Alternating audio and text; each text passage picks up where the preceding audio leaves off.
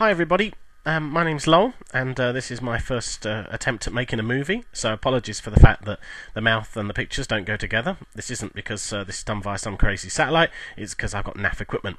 But bear with me. If you know somebody or yourself you're affected by anxiety, then I've written a self-help booklet based on my own experiences, and I know that it helps me when I read it, and it may serve some purpose for you or somebody you know.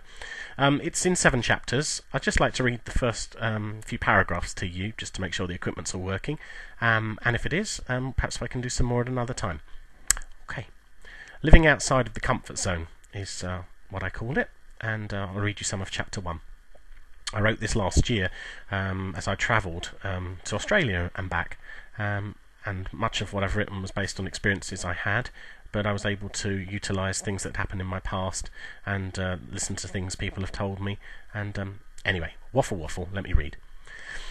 I'm writing this first chapter aboard a cruise ship bound for Australia. I'm either running away or living an adventure. The jury's out on that one, but here's some perspective. I'm travelling alone, as all of us are through life, and if there's something you could be scared of, then at one time or another, I've been afraid of it. So why the cruise? More perspective. I'm 33, divorced without kids, single everybody, and not a care in the world, so I decided time to see the world. I didn't do this as a child or even as a rebellious teenager, because perhaps I was never either. A child explores new things, learns from his or her mistakes, and falls over and gets up again. I was always too worried to fall over, and thus I lived with stabilisers until my life partner took over from my parents in the role of protector. Of course, in retrospective, my mother realises the pampering caused me to seek more of the same, and the protection made me believe real dangers were present around every corner, and so guess what? I never looked around corners.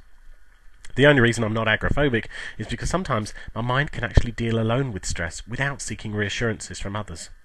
I also once experienced a horrendous panic attack at home, and at that point perhaps I started to realise there is no safe haven from life, no return to the womb or mother's breast. There's no actual comfort zone, just a room in your mind that shuts out the world as best as it can. But ultimately, it stops you living the life we're all put here to live. A teenager rebels and finds his or her own identity. I was too insecure to rebel. I was too addicted to being the person I felt those I loved wanted me to be. It was too rewarding to be a worrier. Except, it wasn't in the long run. Okay, I shall leave it there. Don't want to bore you. But there is much more, and if I get positive feedback, then more I shall read. Happy times, everyone. Bye for now.